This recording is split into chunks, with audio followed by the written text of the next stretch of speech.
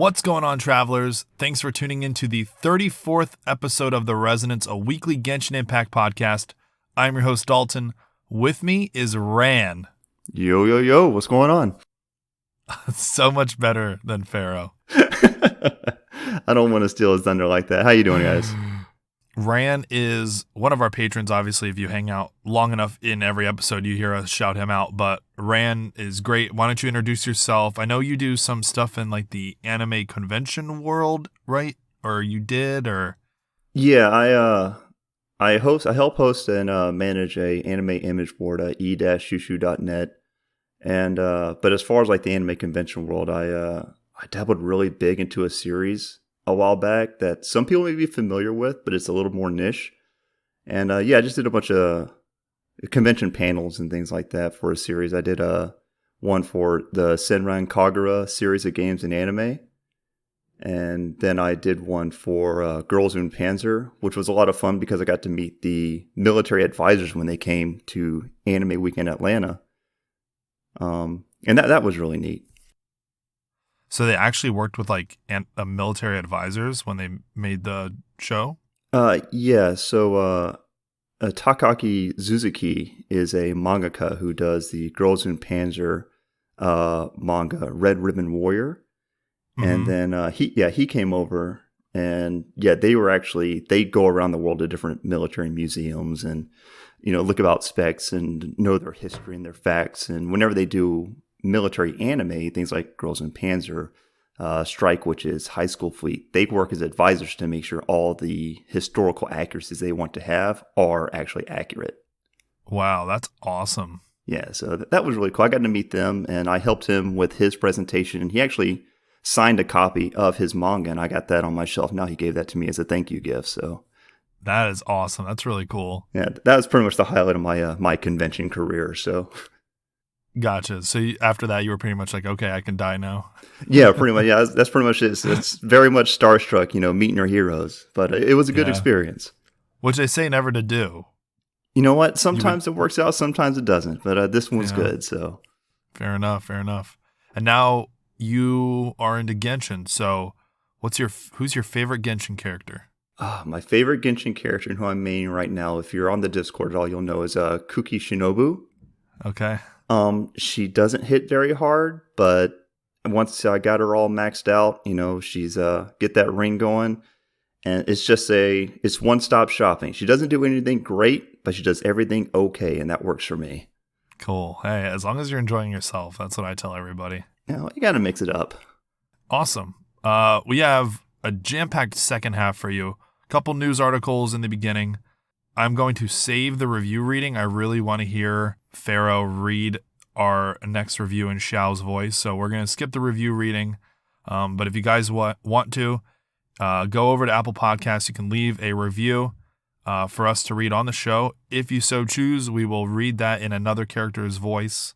I did Xiao last week, which I guess I did a really good job. I'm really glad because I did not want to mess that one up. It was much better than your Diona, I will say that. Okay, good. I'm glad, because if not, I probably would have to stop doing these. But if you guys want to, it helps us out, and you get a little bit of a gift of us reading it in a character's voice. If you want to see anything else that we do outside of the weekly podcast, you can check us out on Twitter or Instagram at HoYoCast, where I plug a bunch of podcast memes that people in our Discord do, give my thoughts on the news and whatnot. And you can also just flat out join our Discord, which is a great time. Discord.me/The Resonance. I'd say go to HoYoLab, but honestly, HoYoLab is so, how do I say it? It's kind of like oversaturated. I feel like they're trying to do too much with it all at once. They're really trying to force it. Yeah. I think the thing that really turned me off to HoYoLab, at least posting content, and I still post the episodes, but like before I would like do all the web events and do extra stuff in HoYoLab. Like I wouldn't just post and be like, oh, hey, there's a new episode. I wouldn't do that, but I would do more. And I think the thing that turned me off to it was when they started doing those web events where they were exclusively in HoYoLab, but it would be like view 3 posts or like or comment on 3 posts. And then literally I would get like symbols, like one symbol, or someone would write okay. Yeah. And I'm just like, oh, okay, I guess. Like, No, that's the one thing that pushed me away from the app. So I like it for the check-in. I like it for the interactive map. And I like it for the community engagement. But when they have these events and they force you into it, like, hey, when you make these 3, but yeah, you're right. You get a bunch of spam. People are like, hey, just posting for the event, click like. It's like, that's not going to make engaging content for your app. Yeah. If anything, and I get they probably did it so that, oh, let's figure out a way to get people to engage in other content on Hoyo Lab. I get that maybe that was their mindset, but still, you get people who are already following other bigger content creators on Hoyo Lab, and then they see those first, and so it's probably way easier to just go to their home feed where their followed content creators are posting, and their posts show up, and they just do it there. Yeah, well, this is like it really didn't even matter. Yeah, it's a classic marketing strategy where it's like, just push something out to where it has minuscule rewards, and it's typically garbage, but it engages and it gets a lot of people in, and then you just hope that some stick around. As an example, like I'm a big car guy, and years ago, when Kia was first starting up, they would have one where you're like, if you come in, buy a car, we'll give you a second car for $1. And they did that, and the cars were junk, but they did it because it got them on the road, and then people would see them, and then people would drive them, and that's how they built up. And I feel like that's what Hoyo's doing with their app right now. Yeah. Is just to get people in the door, and then once they're here, then they'll slowly start refining it to make the web events more, actually engaging, things that you want to participate in, that you're going to get meaningful feedback on. Yeah. Well, this week they did release a new one. We're not going to talk about that one, but it's cute. It's fine. I like this style more, where you go into there's no leaving comments. It's you go into the game, do 2 daily commissions, or they should do view 2 posts, or so you have to go look at the post at least. Like you can't view it unless you click on it. Mm-hmm. It's fine if people look at it for a second. They might see something that they like, but you're not getting spammed with bullcrap that doesn't matter. In this web event, they give you like keys or like an extra currency to use in the actual web event. Yeah, so I feel like if you're going to make me look at posts and then maybe find something I like, I think that's fine. But when you say make 3 forum posts using this hashtag, it's like, I don't want to do that, and nobody else wants to do that. Yeah, I know. That, and I'm still a craft creator on Hoyo Lab, so I just, no matter how many times I reach out to try to get that fixed, it's like I hear nothing, and I get it. It's like something really minuscule, but come on, I'm not a craft creator. It's like this guy, like people who don't like crafts are going to look at my profile and be like, oh, he does crafts. I don't care. Yeah, well, I got that too. I said, hey, your craft creation weekly updates here. It's like, I haven't made anything, but all right. So. Got it. Well, I'm glad I'm not the only one. All right. Let's jump into the news. And then the second half of the show will be all about the version 3.3 live stream program that we got literally today. Our first bit of news is they released a new gourmet tour video. This is still the Leeway's cuisine collection. This is issue number 2. This one, they did golden shrimp balls. And oh my God, these things, they look amazing. And the recipe does not look difficult with the ingredients. It's very simple as far, but just the craftsmanship that it was shown in the video to do it is like, I will never be able to make this. Yeah, I feel like you could probably make like a very simplified version of it. I mean, sure. I mean, the ingredients were literally just potato, flour, and then shrimp. And then you just, you craft it together and you deep fry it. But in the video, this expert chef that they have doing this is like slicing this potato like paper thin and then putting these little tiny strings. And there's a clip of him threading it through a needle. And as soon as I see that, there is no way I will ever make this. Yeah, I had to go back and watch that part again. But yeah, he does thread it through a needle. Yeah, but then when he just takes the strings and just makes these like the balls, like this kind of like woven basket around the shrimp, then deep fried. It's like, I want this so bad. It looks so good. It looks great. This would probably, for me at least, other than like threading the potato through a needle thing, like I feel like you could definitely do this and it'd be a lot easier than the previous one we got. Yeah, but if you're not threading the potato through the needle, then you're not really flexing about your culinary craftsmanship, then are you? I mean, I just want to eat something that is from Genshin. That's the closest thing I can get. I'll find somebody else to thread my potatoes through a needle. Oh, if you want some from Genshin, I can make you a Tevat fried egg if you want. Oh, perfect. Yeah. Oh, maybe it's not Genshin, but I could have swore it was, but I think it's from Harry Potter. It's like this one. Have you watched the Harry Potter movies? Oh, every bit of them. Okay, so there's like this one scene where Ron is really nervous about being the keeper in his first match.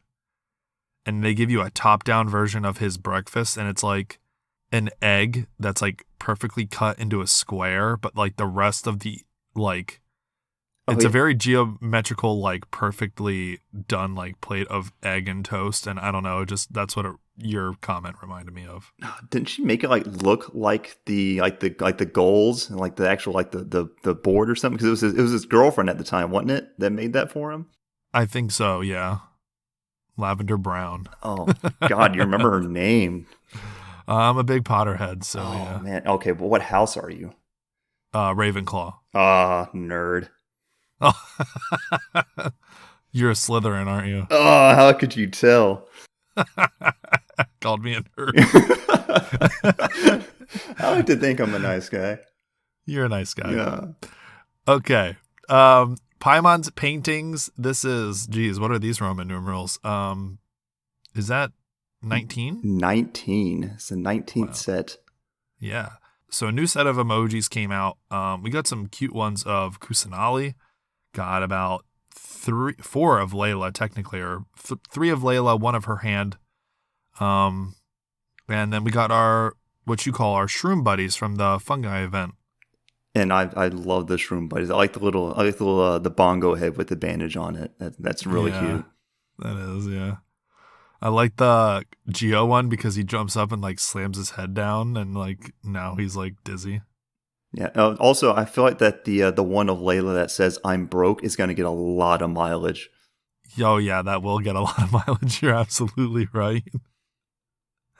Yeah. Yeah, these all look really great. So I always like when she literally is like a 4-star version of Mona. Yeah, pretty much. Wow, man. Yeah, I felt really lucky. I got 1 copy of her at least. So at least she's in the roster now. Yeah, I've only gotten Toma after that. Oh, but hey, man, Toma's the Chad. Remember? That's true. I think I do need more Toma as well. Anyway, so I'm okay with it for now. I think my Toma's at like C5 right now. I just got to figure out. You're close. Yeah, getting there. Hypostatic Symphony event. They are putting tips out for, I guess, this is the first one, Sonata of the Snowy Path, which is the cryohypostasis. So some tips from the new event that just started, I think, today? Yeah, it just started up this morning, I believe. Got it. So the Hypostatic Symphony event has begun. We're here to give you some characteristics of the cryohypostasis in the event. In the extreme difficulty mode, 120 seconds after the battle starts, the cryohypostasis will undergo a variation and its attack will increase. And then it will then increase periodically. So you got to watch out for that. So obviously it's better if you can kind of melt that down within 2 minutes. During the challenge, you can use these skills that are called dissonances. There is a limited number of times whereby you can use these, so use it wisely to defeat opponents quickly. For a frame of reference, I did it at the hardest difficulty, and it let me use the dissonance 6 times. Yeah, I was going to ask if you had a chance to go in there and what your strategy was when you went into it. I had no strategy. I knew it was cryo, so I went with Jean, Xiao, Bennett, and Shangling. And if I had to give any tips, it would just be to use Shangling and her burst, because the cryo, like a wall that circles around it, before you start hitting like the ice balls at it to break its shield, though those walls do not mess around. They are tough. Yeah, no, they take a lot of heat. Especially because like they move around too. Yeah, with the circle, you either have to either burst down the walls, or just be really good with your timing. Yeah, which I And am not. yeah, so I got real lucky when I went into it, and I saved as many of my dissonance as I could for the very last phase, Mm-hmm. and then just used them and just really just trying to time those frost fruits, just hammering them through, because I think they dealt like double damage, 150% of the damage. Yeah, you're talking about the very last dissonance. Yeah, Yeah, I feel like that's going to be like the one that everybody goes to. sure. But I found myself like kind of spamming that button, even though I wasn't even in the frost fruit stage. I was just hitting it, and I was just like, no, wait, I need those. Yeah, nothing's happening. Or no, I'd hit it, and I'd be like, oh dang it, like, what am I fighting, Scaramouche? Like, I need to not hit that button. So, Oh, so yeah, not spoilers on me. I haven't made it to the Scaramouche fight yet, but oh, I'm sorry. no, you're good, man. This is my fault for being behind. It is all good. That's what I was That saying. doesn't spoil anything. They actually showed it in the preview. If you watch the They if you did. watch the three, yeah, they show you. Oh You'll know yeah. exactly what I'm talking about. Oh, okay. No, I've seen it all, and I said I was really glad when it said that, we're not going to cover much of the Archon quest this week, which I was really grateful for, because I literally just made it past the part that you and Farrell were talking about last week. Uh-huh. So it's like, oh sweet, I still got a week to catch up before they move on. Yeah, and now people are getting a nice little break too. So you'll get another week now, and then you'll hear it again. So you'll have some time to catch up. During the challenge, characters will accumulate sheer cold. They have the heat sources, kind of very similar to where the overworld cryohypostasis boss is. You'll have those to reduce that effect on you. When the cryohypostasis revives, layers of defensive barriers will appear around its core. This is what we were talking about before. Use charged attacks to redirect the falling frost fruits back at the cryohypostasis. Avoid hitting the defensive barriers and strike the opponent's core with the frost fruits to quickly destroy its shield. I didn't even know that. What about the shield? I saw the shields, Mhm. but I didn't know you could use the frost fruits to destroy them. Yeah, so if you shoot, even if you hit the wall with the frost fruit, it'll bust down that wall. Oh wow, okay. It knocks. The GIF that they put in the HoYoLab post is, you hit the frost fruit. If you hit the hypostasis, all three get destroyed. Well, I was trying to burst them down and then use that. You just decided to play it double hard modes, essentially. Basically, yeah. So, from what I've been reading, as far as like on the forums, have they done an event like this in the past?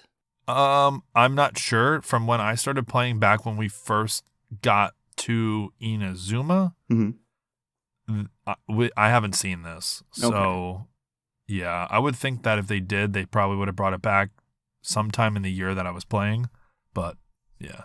Okay, because I know from what I see, we got this one going, and then they're going to have one for each of the different elements coming through. So it's going to be really interesting seeing how these fights play out with the different dissonances and everything. Yeah. I forget who it was in our Discord. They mentioned that a new world boss where it was a hypostasis, but it changed throughout the fight would be really cool. Oh, that would be good. All right. We also have the Serenity Pot replica display platform that has officially launched. This isn't really much of a platform. You can get it in the tools page where like you see your check-in, your Tevat interactive map, all that stuff. It's there. It's really just like a topics page, which is fine. It's fine, but it's like you're scrolling through posts in HoYoLab. But they have a submission method where you have a custom title, you need a valid replica ID, and then usually people will like post pictures. The server topics also have server topics, I should say, that will help you kind of narrow down your search so that you're not going into a post and be like, oh, I really like this, just to find out that it's not on your server. So I think that's really cool. In these posts, when you're viewing the details of the replica, you can go to the enhancement progression calculator, find out what materials you need, so you can do that as well. Yeah, I think this is extremely helpful, especially because before I was just going on YouTube and like watching teapots get built just for like the replica ID. And finding out that like, oh, they're on the Asia server. So like I can't even do this. Yeah, and even before So, that, you had like people to build, and they would list exactly what you need, but you still had to do it by hand. So no, I really like what they're doing with this because I love the teapot, and I really want them to expand on it. mhm. And in that you build anything you could, because you want to build it, and even though it's your space, you want to share it with other people. You want them to come and visit and to appreciate what you've done. So with this, people can borrow it or copy it, take hints, things like that. It's really great. But like you said, when I first went into it, I was like, oh, this looks great. And then I would try and copy it over into mine, like, oh, they're from the European server, so that doesn't do me any good. Yeah, super helpful. Oh, yeah, absolutely. And just to have a platform with the way that they have it laid out like this like kind of grid style where you get this full preview of it. It's not just like the forum thread is also really nice. You can browse through a lot easier and look for things that catch your eye. Very true. Yeah, I agree. I still have to dabble in this a little bit. Yeah, I haven't had a chance to do a whole lot with it either yet. I put my my little mini Mondstadt up there, my Podstat, so I got that posted. But I do like how you can post either images or videos with it as well. Oh yeah, that's true. Yeah. Yeah, so if you got like a YouTube link or a Twitch video, you can share that instead of just a video and give people like a little tour. So it's neat. Yeah, it is really cool. All right, and then we have the Genshin Impact 30 Prima Gems. It's a gift that you guys can get off of the website Alienware Arena. They are giving away a key for 30 Prima Gems. You do have to just like follow Genshin Impact on Twitter in order to claim your 30 Prima Gems. They did this for the 3.2 live stream. There is a limited amount of keys. As of right now in this recording, which is Friday, by the time this episode hits your ears, they'll probably be gone. But if not, I would definitely even just go to the website. You could probably just search it. They have a search bar. Just look up Genshin Impact Prima Gems. You can get 30 Prima Gems. Right now, there's only 477 keys left. And there were 583 when I posted on our Discord this morning. So 100 have gone today. Okay, so there might be a small amount left over by Monday morning, but we'll see. Yeah. Either way, I think it's worth mentioning just in case there are some left over. If not, I'm sorry. Yeah, I mean, it's really easy. You make an Alienware account, follow Genshin, click Get Key, you're done. All right, let's take a break. When we come back, we are going to go over all the deets that we got in the live stream program today for version 3.3. Yeah, and then we'll wrap up the show.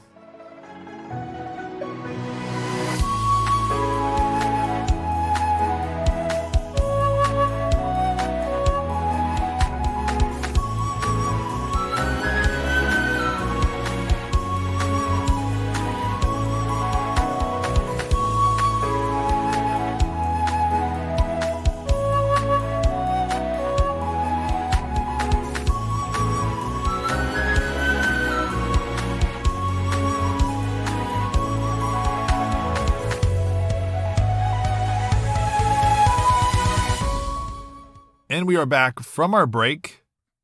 Like always, we are going to go over the live stream program details. We are going to use a HoYoLab post made by Sora Hoshina. If you guys like guides, basically for like anything Genshin related, go to Sora Hoshina's page. They definitely deserve it. They do really good work. Everything is beautifully done. So check that out. But we're going to basically use her whole article to go over the details. I used to do these manually. Like I used to type manual like notes while watching. And I remember the first time I did it was for, I think, Itto. And I typed everything out. And then when I saved it, I was like, okay, I'm going to go record.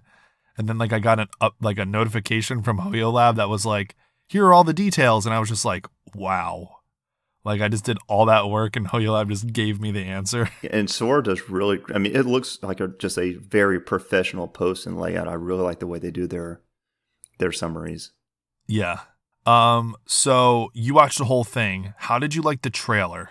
I did. Very, very much so.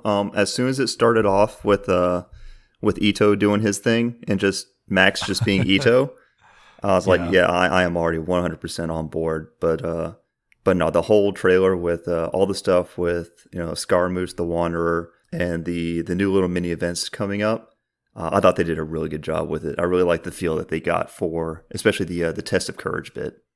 Oh yeah, Test of Courage looks very interesting. I thought I was more hyped from the last trailer we got, but this one was still really good. A lot of characters that they showed that are coming back, I'm really interested in. So I am very excited for this. I'm excited to see how the Wanderer becomes our playable character, which, the community kind of, I think we talked about this a little bit, maybe the week prior, 2 weeks ago, but the community is on this like shift that only the playable characters will be characters that were like inherently good. Like Child is a harbinger, but not really that bad. He's not really like evil as much as kind he's of on like the fence. Yeah, he's not really like evil. He's like, I'm doing a job and I like to fight. So Yeah. So now I'm really curious to see like how they did this, and we kind of theorized a little bit like, oh, is this going to be like a past Scaramouche deal, or is it going to be him after the Archon quest? So as far as like how they kind of mentioned it with like Nahida doing that voiceover in the trailer, was it the trailer or no? It was the actual live stream. yeah. It sounded like it was going to work, and it sounded like it was fine. So Yeah, like I said, I haven't made it through the Archon quest at this point, so I don't know if it's going to be like him reverting back to, before he became Scaramouche as he is, or is it going to be this this redemption arc to where he's going to try and make amends for things he's done and try and find a new light? yeah, and even playing through the Archon quest, so a little bit ahead of you, I still don't know. Oh, okay, well, good. Well, that makes me feel better. Yeah. My theory is that Nahida is going to pull strings basically to to make him good. But then again, Nahida doesn't really like take over people's bodies to like do bad, and I feel like she probably wouldn't mess with someone's memories like that. So I don't know. We'll see. It's gonna be interesting. Maybe she'll get in there and try to mend some broken strings or something. We'll see. Yeah, we'll see. But the splash art for the thumbnail is Scaramouche like falling through like a broken floor. Not Scaramouche, the Wanderer falling through a broken floor almost. Mm-hmm. And he has his hands like he's holding something like without touching it. And it's actually like Scaramouche's body. Yeah, talking about the small one like right there in his chest. Yeah. So is it like him like embracing like his fallen former self? Yeah, something like that. It looks really cool. Yeah, like it's a really good shot of him. Yeah. So I'm so excited. All right. We're going to talk about everything that got covered. We're going to start with the Wish banners. So in phase 1, we have From Ashes Reborn, which that kind of honestly gives it away. Oh, yeah. We have the Wanderer, and we have Faruzan, who is the new 4-star Animo character that we got a preview of a little bit ago. We now know that her weapon is a bow. We know that now. And the Wanderer will be a Catalyst user. And then we also have Arataki Itto, Oni's Royale, also alongside Faruzan. So if you want the 4-star character Faruzan, you're going to have to pull on either of those two banners. And I believe this is Itto's second rerun. Yeah, second rerun, third banner. Oh, see, Ito's just gonna. I was here for the first one, and I didn't know anything about him, and I got Shinobu, and I was like, well, I don't know much about Itto. I mean, he looks neat, but whatever. And then, as I caught up after his banner passed, I caught up and did the story. The story, and I was like, oh, this is the best character ever. Yeah, so, it's very infectious. Oh my god! And Max, who does the voice acting for Itto, has got to be my favorite voice actor in this game. Yeah, he does a great job. You can just tell he just really loves that character. I really appreciate that. He does a great job. So yeah, Ito's probably going to steal all my primos and all my money. So you don't have Itto yet? I do not. And you plan on pulling, because I know you were, I from my memory, if it stands correct, you were planning on pulling for Wanderer, but now you are not. So I had thought about it. The problem is that I threw some primos at Nahida, and I was like, if I get her, cool. If I don't, then, I'm fine with it. I'll just save my gems. But I did get her, and like either my first or my second 10 pull, So if I'm going in towards Itto, I'm going in with a clean 50-50, and that scares me. Yeah. Because I really want Itto, but I also don't want to be bankrupt. Yeah. So we're just gonna see where that goes. But even The after, good thing. no, go ahead. No, go ahead. I was You're just saying, good. like even with this on phase 1, the phase 2 banner that we're going to get to in a minute is also really strong, and Yeah. I am in danger. Yeah. It's good though that you are maybe not good, because I know you're a very you're like aesthetic kind of guy. You will Oh, pull for aesthetic and like personality over meta, oh, absolutely, every time. and you kind of don't like the boy shorts on any of the guy characters. So I you don't really like that whole I don't understand what's the thing with the boys and the shorts in this game. It's like, who do we have? It's like Bennett has shorts. Sing Cho. Jane Cho has shorts. Scaramouche has shorts. Technically Albedo has shorts, but his boots are just super long. He does, but his boots meet his pants, I think. Barely, yeah. Yeah, and so it makes it look like pants, and I'm okay with it. But I don't know what it is. Yeah. I've never been a shorts guy, and it's just kind of like, man, which is bad because I Yeah. really like Scaramouche's hat. Yeah. I was like, everything else is great about this dude. With his But his animations, shorts. it's like, oh, why's he got to wear board shorts?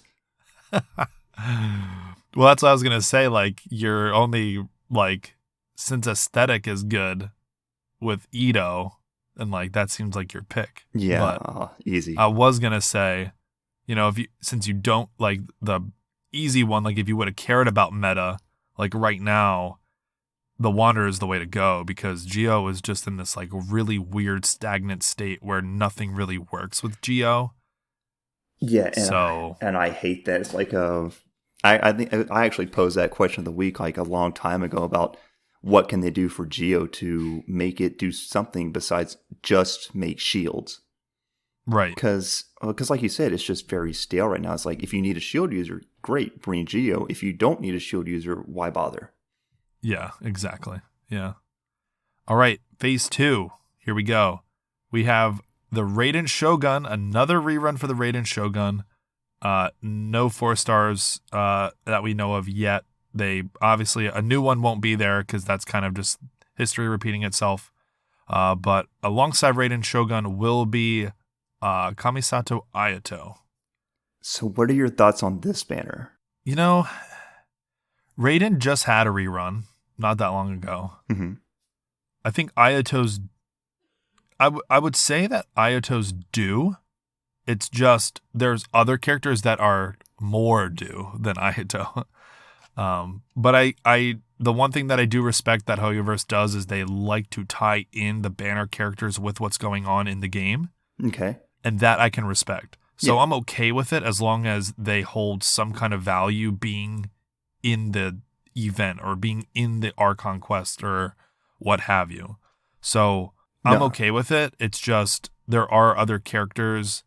I like it because I have both these characters and I don't plan on pulling for either of them. So it's just more time for me to save. But yeah, but it's a really hard pick. I think the big one is if you don't have Raiden Shogun, she's a very good option. Doesn't take a whole lot of investing. She works really well even at C0. So if you're someone who's like, yeah, but I don't want constellations, you don't even need them. She has a great 4-star weapon if you can get past the fishing. I know a lot of people don't like it. I don't mind it really. But if you can get past all the fishing to get the catch in game, you don't even need to use Prima Gems to pull for a good weapon or anything like that. So I think the banner's great, honestly. The both characters are wonderful. I love Ayato's design. I love that he loves Boba Tea like me. His animations are great. Oh, his animations and just his play style is really, really fun. Yeah.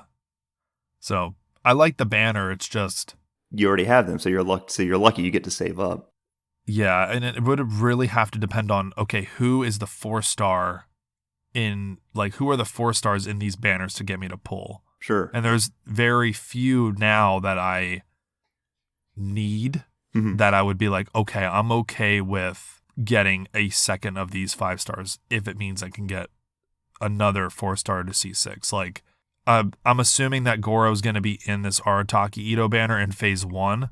So if Goro was with the Wanderer, that would be like a double win for me because I still need him C6 for my Itto team. Mm-hmm. But like if they did it in phase 2 of Raiden Shogun Kamisato Ayato, then honestly I'd kind of be like, okay, well, I kind of need Goro. And then I might feel a little, I'd have some anxiety about pulling on one of the banners for a 4-star, but go into them just trying to avoid getting to your pity point. Exactly, right.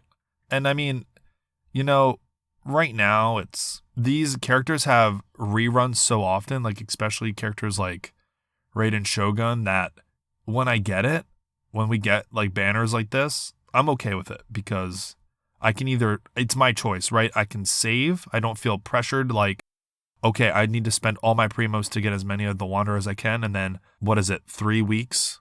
Is it 3 weeks or like 2? I think right now, it's like 17 days. So it's like 2.5 or something like that. Yeah. So 2.5 weeks, boom, new character like another character that I need. Okay. Like save, crunch. Like, and then it's like, oh, I didn't get it. It's getting down to like the last few days of the banner. I need to like pull the wallet out. Like, I don't feel like that with this. Yeah. And that's awesome. Granted, like, yeah, it's a good feeling, but like granted that's just me. I've been playing for, a little bit now and I already have these characters, but for someone where both these characters work on teams that they would love to play. Hello. Yeah. Okay. Yeah. Perfect. So like you're like a perfect example. So like now you feel like, okay, now I need to pull for these characters. Yeah. And it's rough. I'm excited, but it hurts me because I really, really want Itto just because I love his character. Even if I don't use Geo a whole lot, just to have him, just to hear his voice lines, just to see him standing on my screen and doing his like stupid where he combs his hair. I'm just like, yes, that's why I want Itto. But at the same time, on the next banner, you've got Ayato who looks and plays great, and I love the Hydro element, especially because I use a lot of Electro as well. Right. And then with Raiden Shogun on the banner as well. And I don't have any of these characters. And it's like, oh, well, how many Primo Gems do I have? Oh, I have 1,100 Primo Gems. It's like, this is dangerous. Yeah. Yeah, for sure. And I mean, it's really tough. And but the good thing, like you said, is like now these characters are getting more and more reruns because they're shortening the gap between the reruns. That way people, can feel like if they miss a character, like if I miss the Wanderer on this banner, he'll probably come around again here in the next couple months. Yeah, with the new way they're scheduling, so I don't feel super pressured. It's just more like who would I really like to have right now? Right. Yeah, and I think another good thing to think about is that I feel like a lot of people don't is. And I want to go through and figure this out. Is how many limited 5-star characters did we have until they started to do the 2 banners at one time? Because for a while you only had 1 banner. Oh, see. Now we have 2. Oh, see, I've been gone for all that. Right. So I want to know. Okay, they had. Let's say I know it probably was more than this, but let's say, okay, once they hit 20 5-star characters, that's when they started doing 2 banners. So I want to see, okay, well then what's it going to take for them to get to 3? Because I feel like that's inevitable at this point. Yeah. Yeah. Maybe. I feel like 3 is too much. I feel like 2 character banners and then like 1 weapon banner is a really good place to be. It is good. Don't get me wrong, because I've played other gacha games where it's just like Pokemon Masters has this where literally there are like sometimes 9 banners. Oh my god. And it's like, it's too much. Yeah. I get this feeling that eventually we're going to have so many 5 stars that, like, when was the last time we had, I can remember it vaguely, but when was the last time we had a Hu Tao? That's just what I was going to ask. Has she had a rerun? I think she's had 1. Yeah. And it's like, Xiao has had like 4, 5. And Yaimiko, you know what I mean? Did Yaimiko, was that her 3rd that just? No. Was that her 2nd?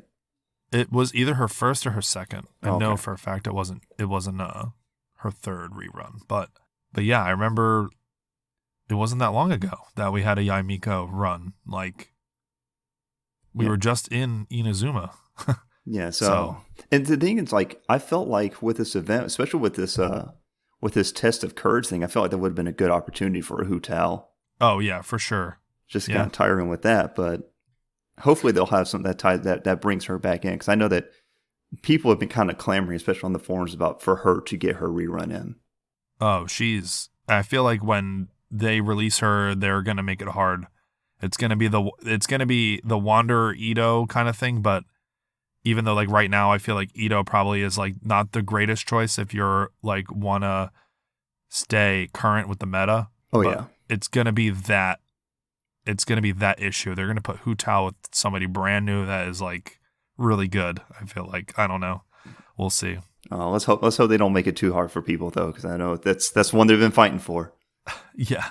So let's kind of dive into these new characters. We have the Wanderer, who is very much clearly shown as a reborn Scaramouche, 5-star rarity, Animovision catalyst user. Their skill allows the Wanderer to hover in the air, basically. He will first deal an AoE damage before leaping into the air and then entering the hovering state. And then when he's in the hovering state and he uses normal or charged attacks, they will be converted into Kugo Fushuden and Kugo, I don't know what the rest of that word is, respectively. So Tofukai. Okay. It's censored in HoYoLab for whatever reason. Yeah, they censored the FUK. Okay, yeah, it makes sense. The damage that the Wanderer does then is AoE, and it will be increased, and their damage will be considered normal and charged attack damage. A good note here is that the charged attack when you're hovering will not consume stamina. So the Wanderer consumes Kugoroku points to maintain this hovering state, which is like a blue meter that is very similar to the stamina meter. And it will be consumed if he's hovering and he's not even moving or attacking. It will still consume those points. And then when you run out of that meter, he will descend. Very cool skill. Big selling point for the Wanderer, I would say. Oh, just even the out of combat utility for this is just huge. Yeah. The biggest, like one of the biggest things that people are saying that Tower Fantasy did better that Genshin didn't do was that you could do attacks in midair, and now they did this, and I'm just like, it's just like funny to me that like a few weeks ago I saw that argument, and now it's just like, oh, now we have it. Yeah, just taking another one off of Tower of Fantasy, just kind of stomping, even harder into the ground. Speaking of stomping really hard into the ground. Exactly. I'm glad you caught that. The elemental burst for the Wanderer, he compresses the atmosphere to what looks like literally a black hole, and then he stomps on it and stomps toward the enemies. And if the Wanderer is in a hovering state when using the elemental burst, his hovering state will end. He will literally just like stomp from the air into the ground, and it will pull enemies into the center. So I was trying to look up to see what all exactly his burst does, and I can't find any information on YouTube or anything like that. All I see is it looks like just like a really big gathering burst attack, just like a one hit. Yeah, it looks like they get launched a little bit, but usually they say that they launched in the air when like it actually does that. Yeah. So I'm not really sure. I'm sure we'll probably get like a demo, and it'll probably say more. Yeah. In his character demo. His exploration talent is Strum of the Swirling Winds. It will reduce the Mora required when leveling up bow and catalyst weapons. Very helpful. Yeah, that's definitely more useful for newer characters, I feel like, than it is for the veterans. Yeah. I definitely feel like I have more Mora than I know what to do with. Oh, you do? Yeah. Oh, I have a monster enough of Mora. I also used to have a bunch of Mystic Enhancement ore, and I just did like 3 weapons at once, and now I don't have any, so. Oh, I'm rolling in that. Yep. But everything about the Wanderer just looks great, man. His skill, it's a very interesting take, especially with his own individual stamina bar. Yeah. The way it works with the attacks, with the dashes, and like I was saying before, it's like even just the outer world, being able to hover and just like float over streams or gaps and holes and things like that is just going to be it's really, really huge. Yeah, especially with it being its own bar, because once it ends, you can just glide. Yeah, it's kind of like what I do with Yelan. Whenever I'm exploring with her, I will run until my stamina runs out, and then I'll use her elemental skill, which lets me continue dashing for another 8 Right. seconds, and then go back into the regular dash. So, Yeah. I do the same thing with Shao. mhm. I'll like do his skill where he like darts forward with the spear, and then I'll glide, and then when it comes back, I'll do it again, and yeah. I know exactly what you're talking about. Oh yeah, well you find ways to make things work. That way you can kind of cheese the stamina a bit.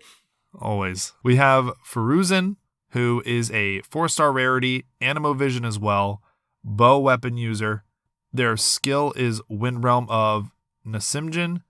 Faruzen deploys a polyhedron that deals animo damage to nearby opponents. After using her skill, her next fully charged shot will become a special attack that creates a vortex pulling nearby objects and opponents in. Very useful. I think this is like very similar to like Sucrose almost, but instead of doing a normal, like Sucrose, you don't have to do a normal attack, but this, her fully charged attack, So will create the vortex. yeah, so when I first saw Faruzen come out and they were showing off her skills and they were talking about the program, I was like, well, this just feels like, a bow using Sucrose. What's the point of this if it's just another Anemo gathering vortex character? But I'm going to let you continue on to the elemental burst because that makes the difference. Yep. So the elemental burst is the wind's secret ways. Faruzen deploys a dazzling polyhedron that unleashes a whirlwind pulse. While the polyhedron persists, it will continuously move along a triangular path. Once it reaches each corner of that path, it will unleash one more wind whirl pulse. And when the pulse is released, it will decrease enemies' animo resistance. It will also apply an animo damage buff attack to all nearby party members when it is unleashed. The range of this buff is large, so you don't have to chase after the polyhedron. Now, I feel Huge. like I saw something on that where they were saying where you could apply it to a friendly character, and that they could charge in. It would gather them on the friendly character that you targeted. Is what I think that I heard in the special program. I'm not sure. It does say that the Wind World Pulse will also apply a buff attack to all nearby party members when it's unleashed, so I think that it will give them the buff, and since it's large, you don't have to worry about it. Got it.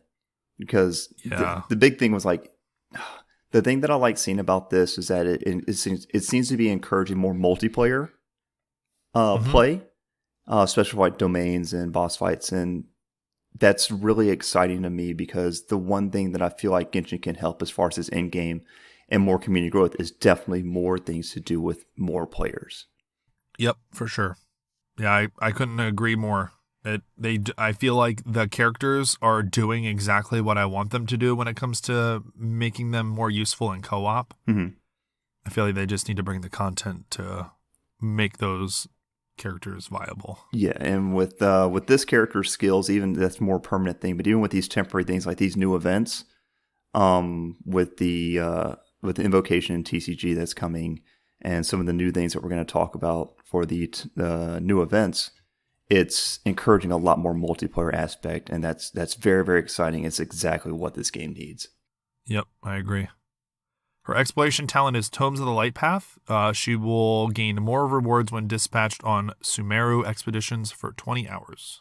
We have a new weapon, the Good luck. Tula's Remembrance. I think I nailed that. Yeah, no, that was good. This is the catalyst weapon for the Wanderer. The image is really hard to read. Okay, I can zoom in. So at level 40, refinement rank 1, the crit damage is 24.7%, base attack of 261. The effect is a little long to read. Normal attack speed is increased by 10% after using an elemental skill. Normal attack damage will increase by 4.8 every second for 14 seconds. And after hitting an opponent, it will further increase by 9.6%. So a ton of normal attack damage and speed, basically. That's a lot of normal attack damage. 4.8% every second for 14 seconds. Yeah. Yeah. Jesus. I wanted to ask you, though, are you on the page? Yes. Click on the one that's underneath where it shows like the weapon stats, where it like shows like the weapon ascension materials. So Let's see. so if you guys want to pre-farm for this, you can. It uses the scarab-looking weapon ascension material, but are those the pollens that we've been using this whole time with like Nahida, or are these the ones that everybody's been accidentally getting? I think those are the ones everybody's been accidentally, because the fungal spores are the common ones on the far right.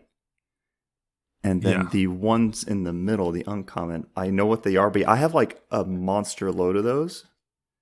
And because I feel like a lot of people were using Burgeon and like Electro and Pyro attacks and then getting these. Yeah, that was me. Right. Or they didn't want.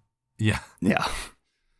So I think it's those, but it doesn't say the name. So yeah, I think it's like the activated dendrocores or something like that. Right. Yeah. Yeah. You're right. Yeah. Something like that. So yeah, there you go. Yeah. So the scarab things from the domains, the fungal spores, and then those. So if you guys want to pre-farm for that, you can do that. I'm not entirely sure on the name of the fungal spores, exactly which one it was. We have 2 new artifact sets. We have the Desert Pavilion Chronicle and the Flower of Paradise Lost. Desert Pavilion Chronicle is an animo damage bonus, and again, normal attack speed and plunging attack damage increases by 40% for 15 seconds. Very good. I think a lot of people are going to like this will be another new Shao set that people do. Oh, absolutely. My Gene's looking forward to this set. Yeah, for sure. And we have the Flower of Paradise Lost, which is an EM set, increases elemental mastery by 80, and gives a bunch of buffs as far as Bloom, Hyperbloom, and Burgeon reaction damage being increased. And then again, an extra 25% bonus for each stack. Max 4 stacks, each stack lasts 10 seconds. So pretty cool. And they can trigger this while not on the field, which I think is huge. Yeah, I think that's going to be a very big set for Nahida. Yeah. So yeah, anybody that's going to be focusing on, especially with dendro reactions being like the big meta right now, especially like things like Hyper Bloom, I feel like this is going to be a really popular set. For sure. Yep. Also, I just want to say I did look up that item real quick, and that is the inactivated and the dormant fungal nucleus. So the ones that we have not been accidentally getting. Oh no, we have. For instance, like right now, I have 786 of the green, and then 236 of the blues. Oh, so it's not the Nahida ones, right? No, these are the ones that you get from the fungi when they're scorched and activated. Okay, perfect, because that is exactly what I was afraid of. I really wanted to start using the ones that I've been accidentally getting this whole time. Yeah, no. So finally, you'll be able to start using these if you get that artifact. Gotcha. Or that weapon. Perfect. We have a new Archon quest. This will be an Archon Quest Interlude chapter in version of Genesis, which is coming soon. We got a little bit of details about this. Diving really deep into the history of Tatasaruna, which is the island in Inazuma. All that stuff is very unexplained. So we are going to get a lot of details on that. One of the details that we did get from the live stream was that the area was sabotaged. So Nahida will send Paimon and the Traveler to watch the Wanderer when ascending to Irminsul in search of information. So, I guess it says Scaramouche, so I guess this is his transition period. So if you look at if you're looking at the page, screenshots they have, that is his Harbinger outfit. Right, exactly. So it is Scaramouche. It's not the Wanderer. So we're probably going to see him become the Wanderer. Yeah, so that'll be neat. I love that even more. Yeah, you get to experience his transition. No, that's really good. Yeah. So did you do all the Tatara Tales side quests and stuff? I did not, because I think some of them were tied to daily commissions. Yeah, it was a daily questing that ran for like 2 weeks.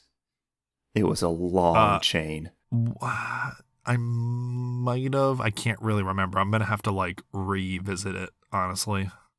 This is what my EU account's for. Oh, there you go. Yeah, you got to get brushed up before we go back.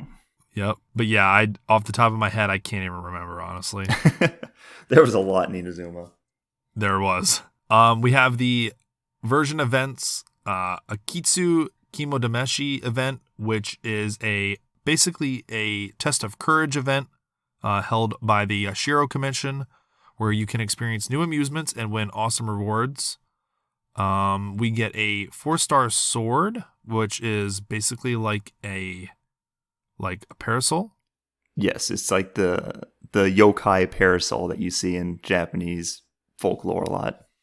Cool. Yeah, it looks very interesting. We also have the refinement material, so you'll be able to get that to R5. Getting a Crown of Insight, I know everybody's hot and bothered about that.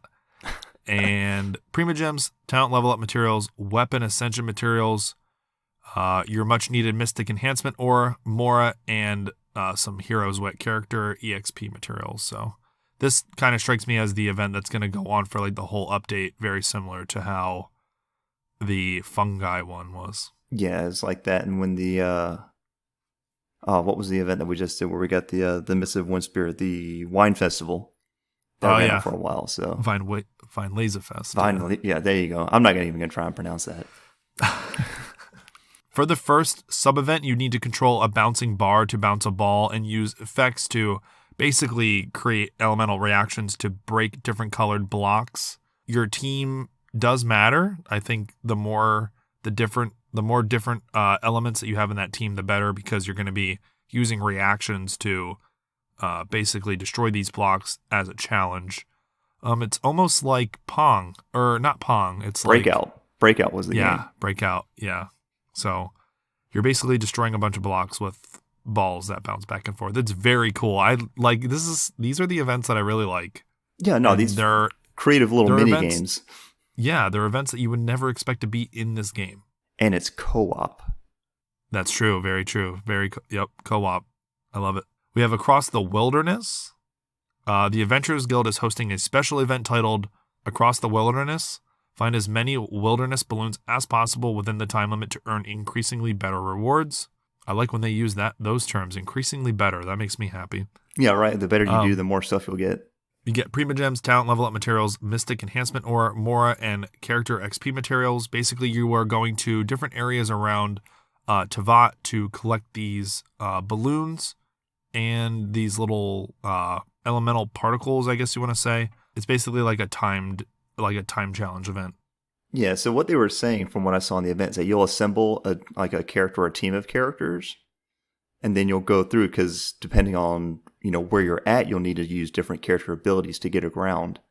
They made like a one-off joke about how the Wanderer will be especially helpful in this event. Oh yeah, because they were like one in Mondstadt where you had to like go on top of the buildings and everything. Right. Yeah. Yeah. Have you noticed that they've been doing a lot more of these race style events, especially like just throughout the overworld, with like the time challenges and stuff in Sumeru? Yeah. I mean, yeah, especially with like the Spider-Man teleport sigil things in the air in Sumeru and stuff like that. Yeah. Yeah, there's been a lot. I feel like they're really banking on these race events, but I like them, so I'm here for it, and especially if I get free primos and stuff for it. Oh yeah, absolutely.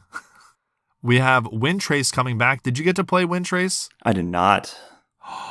I'm so excited for you. I am very excited for this. I've seen videos of people that used to play the prop hunt. I think it's called like Call of Duty. Yeah. And I saw that. I was like, oh, that's what this is. This looks great. This. I gotta say, this is really fun. Yeah. Wind Trace, the classic game that hands down Mondstadt's history, is once again being held. Players will be split into two sides: the rebels, members of the ancient resistance, and a hunter sent by the ancient aristocracy, who will then have a contest of wits in the contested zones. You will earn Primogems, weapon ascension materials, Mystic Enhancement Ore, Mora, and character XP materials. Like Rand said, this is like prop hunt. It's very fun. I enjoy it. It's you and two other people if you're the rebels, and then one hunter. You get like a bunch of different skills basically that are not like character related. They're role related between like the hunter and the rebel. And you use those skills to basically like try to find people. They added a new feature, which was to help people who get caught like right at the beginning of the match.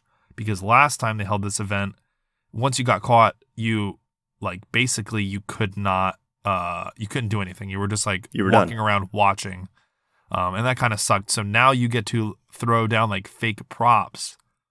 And if the hunter chooses to destroy that fake prop, it will like blind them with like mud. So like very cool. They're adding stuff to it that makes it enjoyable for everybody, even if you get caught right away. I really love this event. I found the perfect spot to hide in one of the Inazuma maps, and I refuse to tell anybody about it. And it's a really good way to get the I'm sure they'll have it, but there was a task to do in the event, which was win a round without hiding in a prop. Yeah. So I found the best place for it. It's great. And just kind of scrolled away without even changing. Yeah. So I would, because you can choose whichever character you want, because it's all aesthetic. So I would choose, I'll just tell everybody because probably going to either forget or it's not going to be I'm going to get found every time I go and play if I say it. So the map was the Kamisato house, their courtyard. Yeah. And that archway, but it's an archway, but a tunnel. Mm-hmm. On the inside of the archway, tunnel, you could climb up it, scale it, use stamina to scale it. And if you got up high enough, you'd be at the top of the inside of the tunnel. Oh. So nobody would think to look there. Yeah. And I always just use Sayu because she was the tiniest. Mm-hmm. And I would just hang there, and if you just stay there, and you don't move, it doesn't consume stamina. Yeah, I feel like the tiny characters have such an advantage for something like that, like Klee. They do. They do, yeah. Even color coordination, they showed the Leeway map. I'm assuming we're gonna get some Sumeru maps now, but they the Leeway one is the one, I think it's Chinksa Village, where it's all those flowers and stuff. Yeah. Even using Sayu there, because you could easily just hide in the grass with Sayu and nothing would happen. Oh, that was great. Yeah, I'm really excited for this mode. When they showed the preview and how they were doing it, I was like, oh, this is going to be great fun. Yeah. Very cool. We also have the Misty Dungeon Realm of Sand event. In a forbidden place warded by dust and sand, mysterious foes have assembled lines of fortifications to stop you. Assemble a team, punch through their defenses, and defeat all the foes in your path. Primogems, weapon ascension materials, character ascension materials, Mora, and character XP materials. This is your general combat event. It's just adding a little puzzle aspect because I believe you need to collect 3 relics or something to complete it. Yeah, you can't have an update without a combat event. Yep. They give you trial characters, which I love when they do this. It's very cool. Oh, yeah. That way, even if you don't get a new character, you can still kind of play with some of the ones that you don't have. Exactly. And then we have the Leyline Overflow, Pharaoh's favorite event. I'm so mad he missed this episode so we could talk about how he loves this event. I know this is probably the part he was looking forward to most. Oh, yeah. Well, he'll just have to tell us next week. There you go. Earn more Mora and resin. They put resin in the post. They did not mean resin. I mean, I wish you could earn resin. That'd be great, right? Yeah. Earn more Mora and character XP materials during the Leyline Overflow event. You are limited to 3 times a day, but you get to get double the bonuses even without using a condensed resin. So you'll use original resin with this. Yeah, always a great time when they to do stock this. up. Yeah, me too. Yeah. Especially with a new character coming out, which, dang, now I need to farm that. I need to stop farming artifacts to get more stuff. Yeah, I don't. You have so many artifacts. I've watched your streams. No, not. I didn't say you have good artifacts. I just said you have a lot of artifacts. Yes. Yeah, you're right. Okay, new gameplay. Genius Invocation TCG. This is probably the thing I'm most excited about. Because now we actually got gameplay details. Yes. So in one stage, you will need to bring 3 character cards, each of which has a normal attack, elemental skill, and elemental burst. Similar to the combat in the open world, there will also be elemental reactions in the TCG. All actions in the game require you to use elemental dice. In each round, both you and the opponent will roll 8 dice each. Each dice can have any of 8 element attributes, which, they made this one-off remark about how there's only 7 elements in Tavat. But now they have this Omni element, for example. Pyro characters like Diluc need to use Pyro or Omni element dice to use a skill. So it's basically an all-element dice. Yeah. I wonder, they do this a lot. I wonder if they hint that's a hint. Oh man, it's maybe are they gonna have some meta element that comes down that just envelops everything? Probably. We'll have to see. Just we can't dive into that right now. Yeah, no, that's just like in game. This is what we're gonna fight whenever we get to Celestia. Yeah, exactly. There will be player levels, and once increasing your level, you can challenge more characters and NPCs and get lucky coins. These coins can buy you various items from the shop, such as cards, provisions, and dynamic skins, which are like moving illustrations, which I love. I love that you can get these through playing the game. Very cool. Yeah, I was originally thought that the characters just had the dynamic skins whenever you got the character card. But no, it's something that you'll use your currency that you get as a reward to unlock for the cards that you want to. I feel like this is such a good thing to do. Yeah. And the great thing about it is that everything's locked behind PvE. Right. The PvP is just for fun. Yep. And that was... I would have liked it if they would have added, like, cheap rewards for even just playing, like, not even winning. Mm-hmm. So it still was about having fun, but whether or not you won or lost, but it is okay. I in the grand scheme of things, they're smarter than me. They probably made the decision for the better, so I'm okay with it. Yeah, and I'm here for it. It's like you can still play with friends just to kind of have a good time, but that they're not, gatekeeping like, oh, well, to get this currency to unlock this dynamic skin, you have to win 5 PvP matches. Like, well, that's not fun. Yeah. Not fun for everybody. Some people, yes, but yeah, I get what you're saying. Yeah. I'm just wondering how many player level rewards we'll have. Like, I hope there's a lot. I'm sure it's probably going to start off relatively low, and then as the game expands, they're going to add more cards and they'll add more levels and more rewards as it grows. Because this being a permanent game mode, they're definitely going to leave room for it to go. Yeah, that's true. One thing to note though is in one of the screenshots of like the rewards page in the game, they have Primogems on there. Wait, what? Yeah. Oh yeah. So the level reward, yeah, like they got the level 6. It's like 60 Primogems and then some things. Yeah, so, I mean, you'll be able to earn some Primogems by leveling up your player level for Genius Invocation. And that is about it, honestly, for the live stream program. Yeah, and dude, there's a lot that's coming out, and I am here for all of it. Oh, same. I cannot wait. So what do you think as far as like the side events and stuff that are coming? Archon Quest aside, what do you think you're looking forward to the most? The most? I have 2. Genius Invocation is just it's such a good idea. I think it's an out of the box thing that you wouldn't have expected them to bring to the game. Mm-hmm. I think Pharaoh mentioned it. I think if anybody would have expected it, they would have thought it would come as like a standalone app. That's what I would have thought. That would have been like its own like little mini mobile game or something. Right, but I also like the fact that I don't have to log into something different to play it. Do you think at some point they'll add the Genius Invocation to the HoYoLab app to where you don't have to log into Genshin to play? That is a good idea. Yeah, they might. I could, if they wanted to up the usage of their app, I feel like that's going to be a prime way to do it. If I'm sitting at work, I got 5 minutes, I can open the app, play a game of Genius, and I'm done. Yep. Yeah. That'd be neat. That is a good idea. But you said there were 2. Yeah, the Test of Courage event, just really fun out of the box stuff that isn't related to combat. It gives me a break. I love events like this because they give me a break from the game that I love to play. Mm-hmm. It's like I'm still playing Genshin, but I'm not at the same time. Sure. No, I'm with you with that. It's like the combat events. It's like, oh, great. Well, it's an event, but it's still the same combat. Yeah, for the most part, it usually is the same. Yeah, they try to switch it up every now and then, but sometimes you can just cheese it by doing it the old-fashioned way, and it's still the same. What about you? What are you looking forward to the most? Oh, man. For somebody that has not had a chance to experience in the past, I'm really looking forward to Wind Trace. Okay. Definitely the hide-and-seek multiplayer aspect of it. For sure. It just looks like just a goofy, just fun time. Just kind of break away and just have some fun. Oh yeah.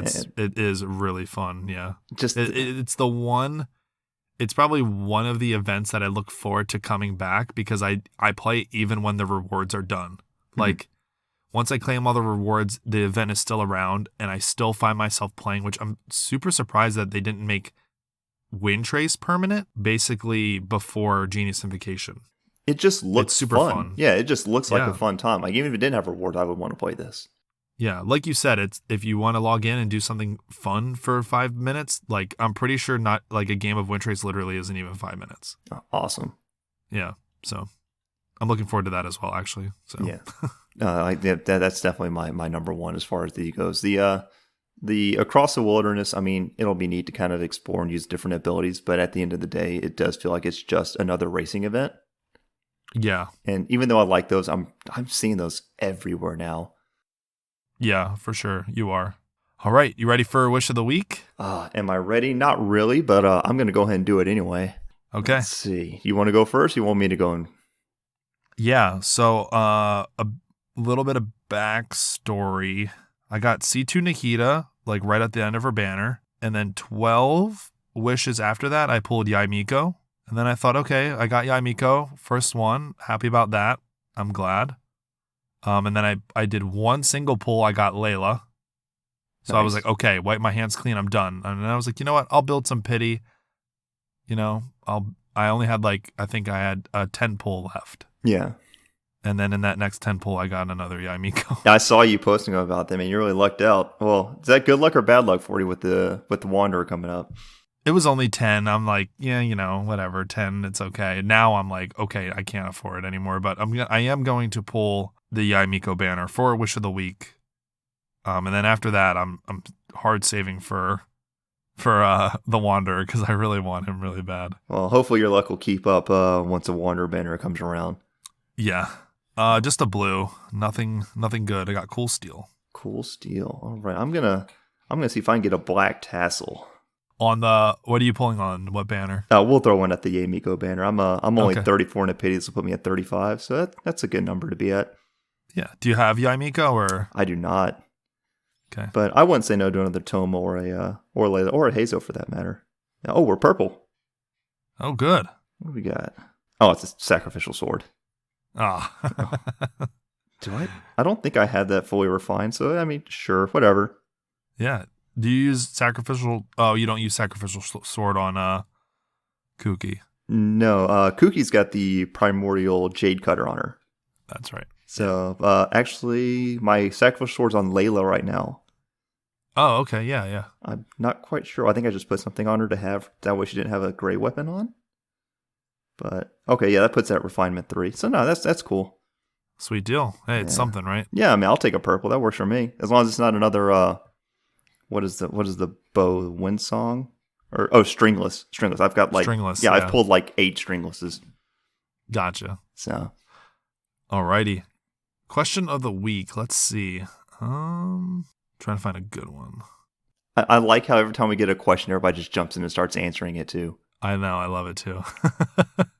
Okay, let's do Feather Witch's question. She said, what C7 would you want on any character? And what would it be? Ooh. Like DJ said, I want a C7 Zhongli where his Sky Ball turns into a full-on nuke and kills everything in an area the size of the Abyss domain. Oh my god, yes. How about a C7 Itto to where Ushi turns into a giant full-sized bull, Oni bull. That would be cool. Yeah, or if he ran around and hit people. Oh my god, yeah. It's like his version of Azdaha just comes out there and just starts beating the hell out of everything. That's awesome. Yeah, dang, that's a good one. Oh, I have one. What you got? How about a C7 for Diluc where his burst homes in on the enemy? Yes.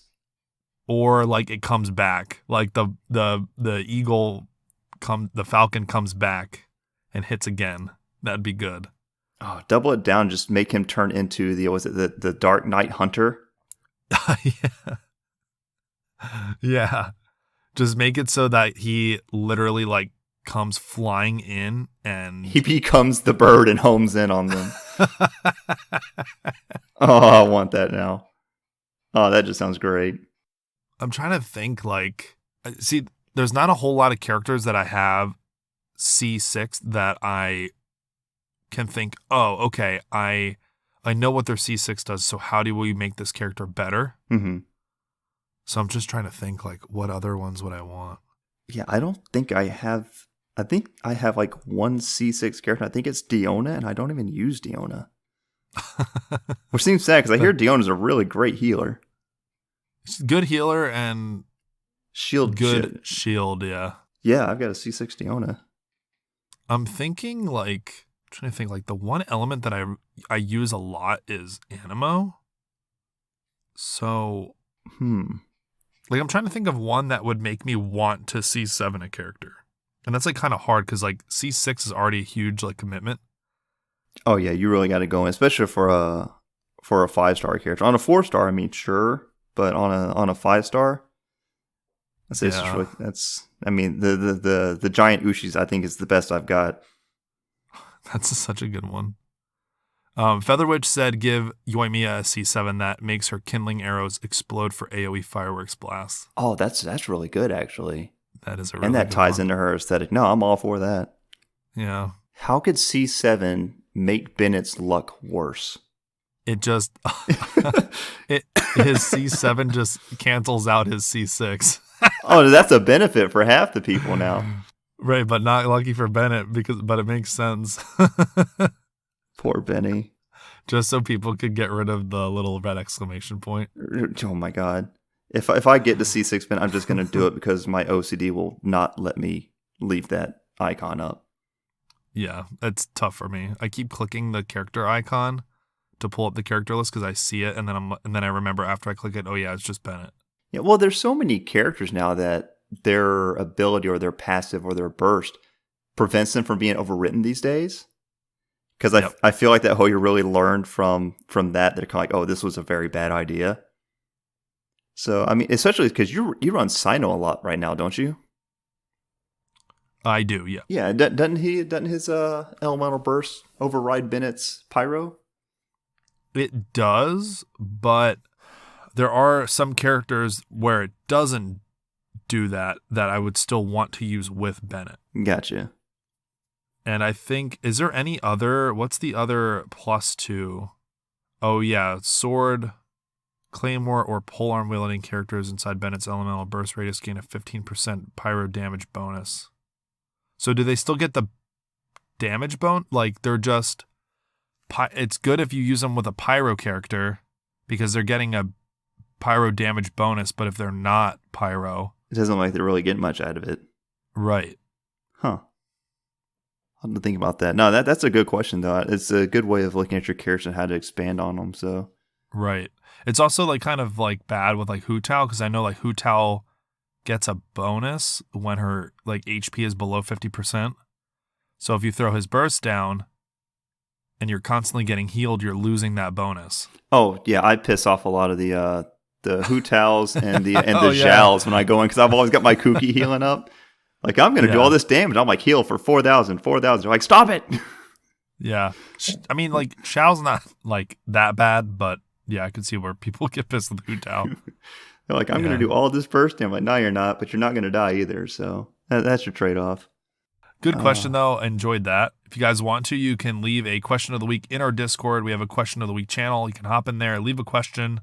Our community loves to answer those themselves and throw their 2 cents in there, and then we read them on the show for you guys. Other than that, that's it. Before we go, I'd like to give our patrons a shout out. We have our Favonius Knight Soupy. Thank you, Soupy. Gene appreciates your contributions to the Order of Favonius and protecting Mondstadt. And then we also have our Adeptus tier. We have Neku and Ran. Ran, thank you for your patronage, buddy. Oh yeah, I got to, man. It's like you make the magic happen every week, so you know you're a part of that magic now. Oh, well, we are here to share the memory.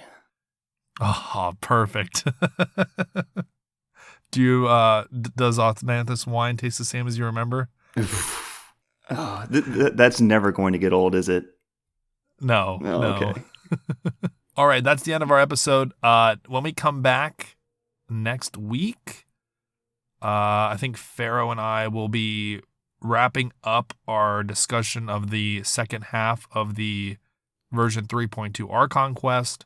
Probably going to get some new details on the Wanderer and Feruzin. And that'll be the last episode before we get version 3.3 and we get Genius Invocation, TCG, and all the other goodies we talked about this week. So yeah, looking forward to that. No, Ran, where can they find you? You can always find me on the Discord. Try to be pretty active on there, but find me commenting as off topic and regular general Genshin stuff. If not, you can find me on Twitter at thatrandman, and that's really about it, man. Real quick and easy. Nice. All right. Yeah, that's it. Thank you for joining me on the show. I've been meaning to have you on here to talk with us, so I love it. Oh no, thanks for having me, man. It's been a lot of fun, and I really hope I get a chance to do it again. Oh yeah, for sure. Thank you. Enjoy the rest of your week. Hope you guys had a good Turkey Day for those celebrating. If not, hope you guys just had a really good Thursday. Other than that, we'll see you guys in the next episode. All right, have a good one, guys. Thank you.